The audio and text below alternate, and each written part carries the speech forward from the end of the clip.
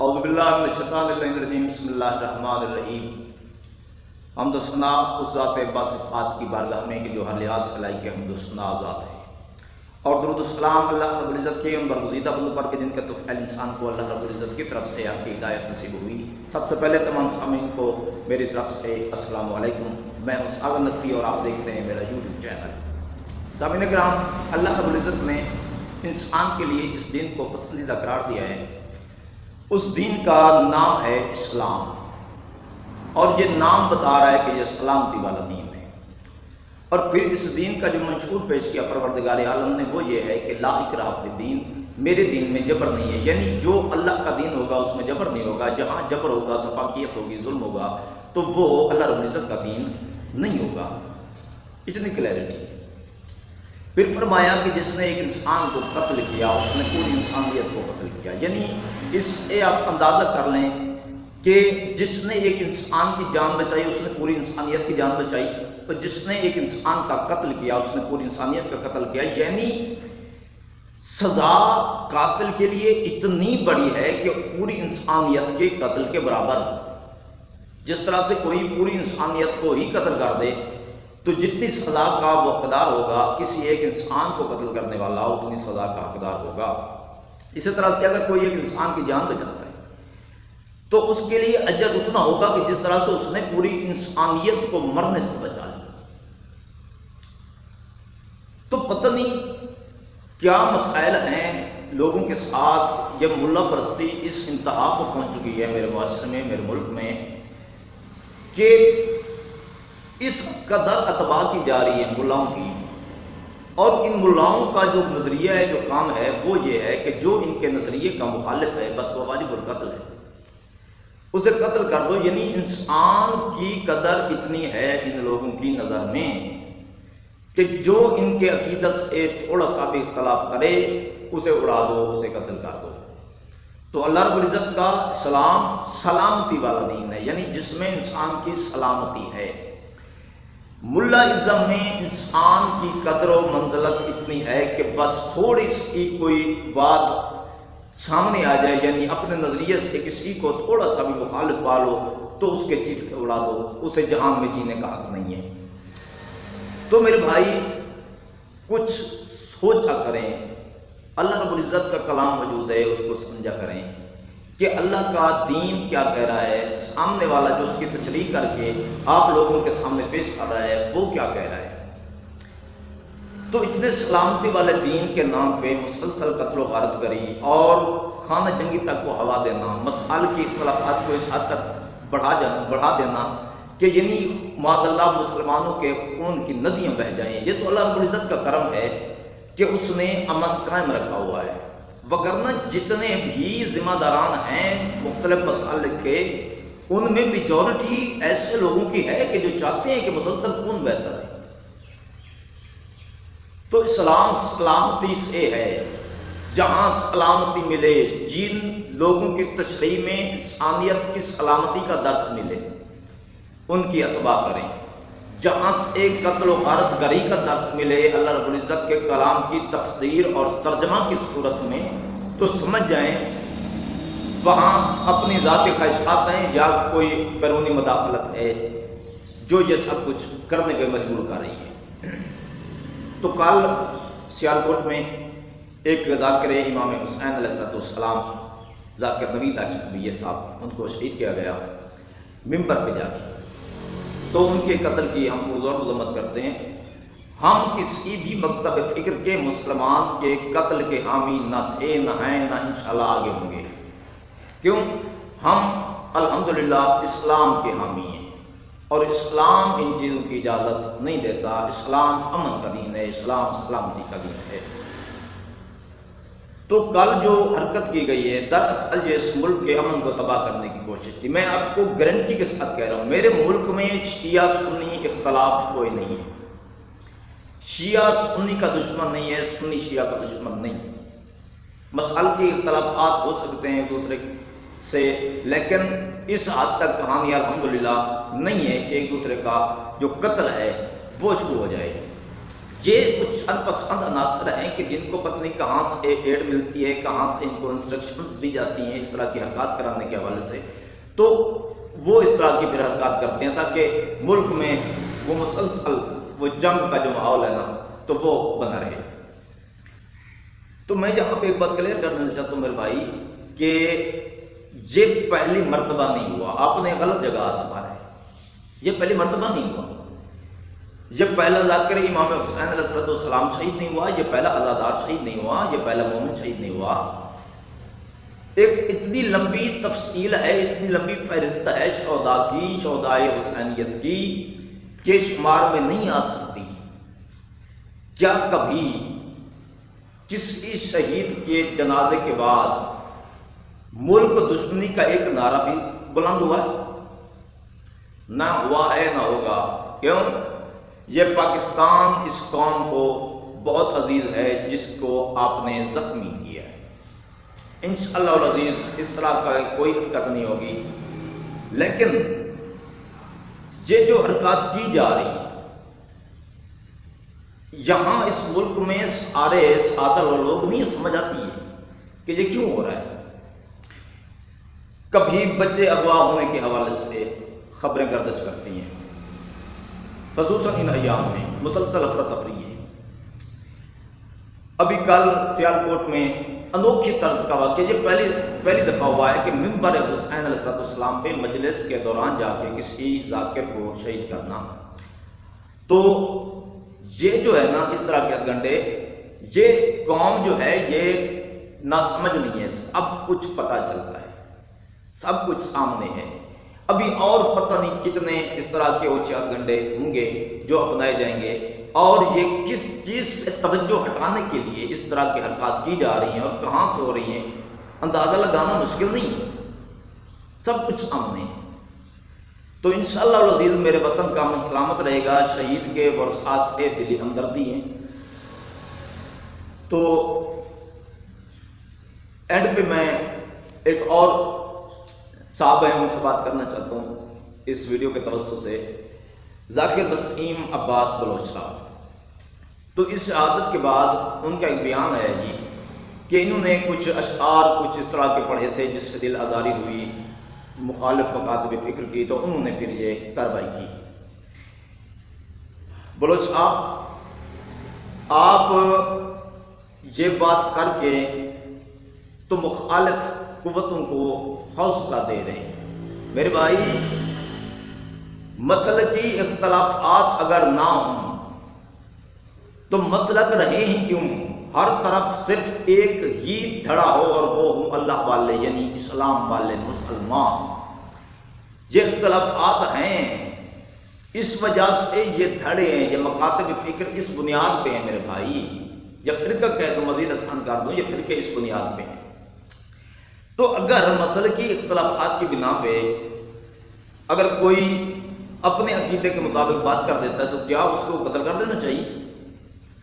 اگر اس شخص کے، اس ذاکر حسین علیہ السلام کے اشعار بنیاد بنے کسی کے دل آزاری کی اور اس وجہ سے ان کا قتل مباح ہو گیا، یعنی آپ یہ کہہ رہے ہیں کہ اپنے قتل کے وہ خود ذمہ دار ہیں، اگر قتل مباح ہوا ہے تو جو توہین معصومین علیہ السلام کے مرتکب ہوئے ہیں، جو توہین آل محمد علیہ السلام کے مرتکب ہوئے ہیں، تو پھر ان کے لیے کیا خیال ہے، ان کا انجام کیا ہونا چاہیے؟ جس نے رسالت معاذ صلی اللہ علیہ وسلم کی صدیقہ بیٹی کو، بطول بیٹی کو، معاذ اللہ ثم معاذ اللہ، نقل کفر نباشت، خطاب پہ کہا، اس بدبخت کے لیے کیا فتویٰ ہے آپ کا، آپ کی طرف سے کیا رائے ہے؟ کیا محض اس بنیاد پہ کہ فلاں نے فلاں دھڑے کے عقیدہ کے منافی بات کیے اس لیے جا کے چیتڑے اڑا دو، جا کے قتل کر دو؟ اگر اس طرح کی مینٹیلٹی اگر پیدا ہو جائے، کر دی جائے میرے بھائی، تو پھر تو جتنے بھی مسالک ہیں ان میں اختلافات تو ہیں نظریاتی، تو پھر کون زندہ رہنے کا حق رکھتا ہے دوسرے کی نظر میں؟ پھر تو جتنے مکاتب فکر کے مسلمان ہیں وہ سارے اس اختلاف کی وجہ سے جو نظریات میں ہے، جو عقائد میں ہے، تو پھر تو وہ اس اختلاف کو لے کے تو پھر چڑھ دو نا ایک دوسرے پر، اور اس ملک کی زمین کو انسانی خون سے سرخ کر دیا جائے۔ اختلاف ہوتے ہیں ہمیشہ دلائل کے ساتھ، بحث و مباحثے کے ساتھ، وہ بھی پرامن ماحول میں ان مسائل کا حل نکالا جاتا ہے۔ اس بیان سے دکھ ہوا، تکلیف ہوئی، یہ کوئی بیان نہیں ہے جو آپ نے دیے ہیں۔ اپنے الفاظ پہ غور کریں، اپنے الفاظ واپس لیں۔ یہ آپ نے میجورٹی مسلمانوں کا، چاہے وہ کسی بھی مسلک سے تعلق رکھنے والے ہوں، وہ آپ نے تمام مسلک کے مسلمانوں کو ایک دوسرے کی نظر میں واجب القتل قرار دیا ہے اور اس کی تائید کی ہے۔ آپ نے کچھ شرم آنی چاہیے، کچھ حیا ہونی چاہیے انسان میں۔ انسان کا قتل رسالت مآب صلی اللہ علیہ وسلم کے زمانہ میں جن لوگوں نے اختلاف کیا تھا رسالت مآب صلی اللہ علیہ وسلم سے اور اللہ رب العزت کے دین سے، جب تک انہوں نے آ کے خود حملہ نہیں کیا، رسالت مآب صلی اللہ علیہ وسلم نے ان مشرکین کو کہ جو اسلام تک کے مخالف تھے، رسالت مآب صلی اللہ علیہ وسلم اور مسلمانوں کے عقائد کے منافی تھا نا ان کا جو عقیدہ تھا، تو رسالت مآب صلی اللہ علیہ وسلم نے کتنوں کے لیے واجب القتل کا فتویٰ صادر فرمایا تھا۔ جب بھی تلوار نکلی ہے رسالت مآب صلی اللہ علیہ وسلم کی طرف سے، تب نکلی ہے جب ان طاقتوں نے آگے باقاعدہ حملہ کیا ہے۔ تو جب رسالت مآب صلی اللہ علیہ وسلم اپنے عقیدہ کے مخالف کے حوالے سے اس طرح کا فیصلہ نہیں دے رہے، تو ہمارے سامنے رسالت مآب صلی اللہ علیہ وسلم کی ہستی ہے، ان کا کردار ہے، ہمیں سنت رسالت مآب صلی اللہ علیہ وسلم پہ عمل پیرا ہو کے زندگی گزارنی ہے۔ ہمارے لیے مشعل راہ کردار مصطفیٰ صلی اللہ علیہ وسلم ہے، نہ کہ بھولنا سب یا کسی اور کی سوچ۔ تو جب رسالت مآب صلی اللہ علیہ وسلم کے کردار میں اس طرح کی کوئی چیز ہمیں نظر نہیں آ رہی، تو پھر ہم کسی بھی مسلک کی اختلاف رکھنے والے کو ایک مسلمان کی نظر میں دوسرے مسلمان کو، یعنی مخالف عقیدہ رکھنے والے مسلمان کو واجب القتل قرار نہیں دیا جا سکتا۔ اگر کرے گا تو وہ قاتل ہوگا، اور اس کے لیے جو سزا ہوگی وہ ہوگی کہ جو اللہ رب العزت نے معین فرمائی ہے کہ جس نے ایک انسان کا قتل کیا اس نے پوری انسانیت کا قتل کیا۔ تو ہم پرزور مذمت کرتے ہیں اس کی جو سیال کوٹ میں ہوا ہے۔ اور دوسری بات یہ ہے کہ جس جگہ کا چناؤ کیا گیا ہے، اگر نوید عاشق بھی کسی مسلک کے اصفات کو، عقائد کو مجروح کرنے کے حوالے سے انوالو تھا بھی صحیح، تو اس امام بارگاہ میں آ کے حملہ کرنا، کیا یہ ایک مسلک کے جو عقائد ہیں ان پہ اٹیک نہیں ہوا؟ ان کے جذبات مجروح نہیں کیے گئے؟ یا ایک انسان کو جو ان کی نظر میں واجب القتل تھا، انہیں فتویٰ مل گیا کہیں سے، تو اس ایک انسان کو قتل کرنے کے لیے انہوں نے کتنے انسانوں کی زندگیاں داؤ پہ لگائیں؟ جب مجلس سے امام حسین علیہ السلام کے دوران آ کے اٹیک کیا جائے گا تو کیا خیال ہے؟ اتنے رش میں جب گولیاں چل جائیں تو کتنی جانیں مزید جا سکتی؟ یہ تو اللہ رب العزت نے بچا لیا کہ مزید نقصان نہیں ہوا، اس ایک شخص کی جان گئی اور وہ اپنے عقیدہ پہ رہا اور اپنے عقیدہ پہ ہی چلا گیا اس جان سے۔ تو شکست کس کو ہوئی ہے؟ جنہوں نے اس ایک قتل کیا ہے وہ سوچیں کس کو شکست ہوئی ہے۔ اگر آپ نے اسے اس کے عقیدہ سے ہٹا دیا اور اس نے اپنے اس عقیدہ کو فرسودہ مانتے ہوئے اس سے توبہ کر لی تو پھر آپ جیت گئے، ادروائز وہ شہید ہو کے، وہ قتل ہو کے، وہ شخص جیت گیا آپ سے، تو خوشی کس بات کی ہے؟ کامیابی اور کامرانی کیا ملی کہ ایک شخص نے جان دے دی، آپ اس کا جو نظریہ ہے وہ نہیں چھڑا سکے، یعنی اپنے نظریے پہ قائم رہتے ہوئے وہ شخص جہان سے چلا گیا۔ تو اس ملک کا امن انشاءاللہ العزیز سلامت رہے گا۔ اس معاملے میں ہر انسان کو، خصوصاً جو دینی معاملات ہیں، ان معاملات میں خدا را اس افراتفری کے موجب بننے والے جو بیانات ہیں ان سے گریز کریں، اس وطن کے امن کی قدر کریں، ہر طرف سے اس ملک کو ملک دشمن قوتوں نے، اسلام دشمن قوتوں نے، اسلام دشمن طاقتوں کے پالتوں نے مسلسل گھیرا ہوا ہے۔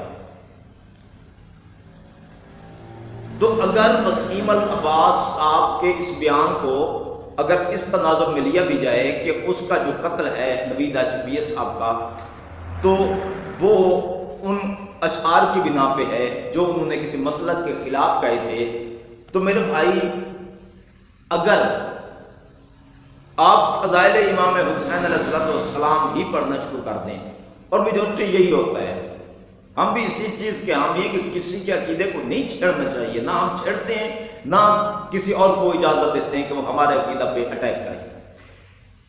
تو اگر اس طرح کا بھی حالات، اس طرح کا ماحول بھی اگر بن جاتا ہے تو آپ کا کیا خیال ہے؟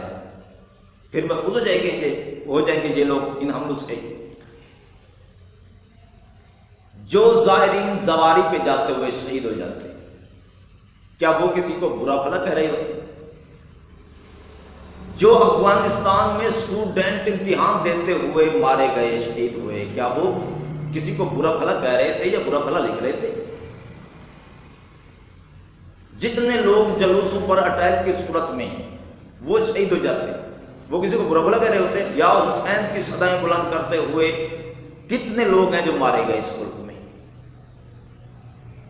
وہ جو ماچی کا واقعہ ہوا تھا جس میں غالباً 15 ہزارہ خاندان کے جو لوگ تھے انہیں ذبح کر دیا گیا تھا مزدوری کرتے ہوئے، تو کیا وہ کسی کو برا بھلا کہہ رہے تھے؟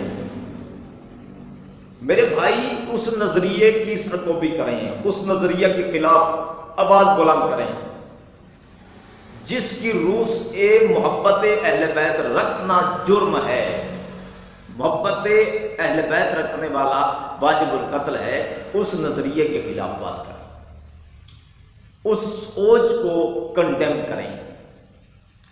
یہ نہیں ہے کہ جو بھی مارا جائے، چاہے کسی بھی مکتب فکر سے تعلق رکھنے والا مسلمان ہو، اور اسے قتل کر دیا جائے دھڑلے کے ساتھ، تو پھر آوازیں اٹھنا شروع ہو جائیں کہ یہ فلاں کے نظریے کے مخالف نظریہ رکھتا تھا یا اس نے بات کی تھی۔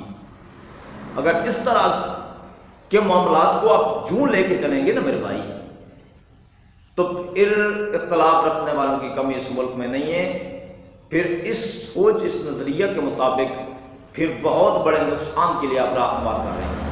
ہر کسی کو جینے کا حق ہے میرے بھائی، اپنے عقیدے کا، اپنے نظریے کا جواب ہر کوئی اللہ رب العزت کی بارگاہ میں دے گا۔ کون کس کا گستاخ ہے، کون کتنا کافر ہے، کون کتنا مشرک ہے، یہ انسان طے کرنے والا کون ہوتا ہے۔ انسان کو اپنا دامن بچا کے اس جہان سے سرخرو جانا چاہیے۔ خصوصاً ظلم کر کے کوئی آگے سرخرو ہو کے نہیں جا سکتا، یہ بات ذہن میں رکھیے گا۔ کیوں لا اکراہ فی الدین۔ سلامت و آباد رہیں۔ شہید کے خاندان سے ایک مرتبہ پھر دلی ہمدردی، مالک شہید کے درجات بلند فرمائے، اور میرے مسلمان بھائیوں کو آپس میں اتفاق و اتحاد سے اس ملک میں رہنا نصیب فرمائے۔ میرے وطن کا امن سلامت رہے، میرے ملک کی عوام امن و سلامتی میں رہے، ہماری نسلیں امن و سلامتی میں رہے۔ صحیح معنوں میں اللہ رب العزت کے دین پر چلنے کی مالک توفیق و طاقت عطا فرمائے، حق کو سمجھنے کی طاقت اور توفیق عطا فرمائے۔ والسلام فی امان اللہ۔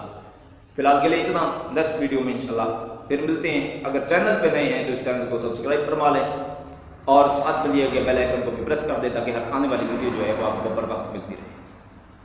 پاک آرمی زندہ باد، پاکستان پائندہ باد۔ اللہ حافظ۔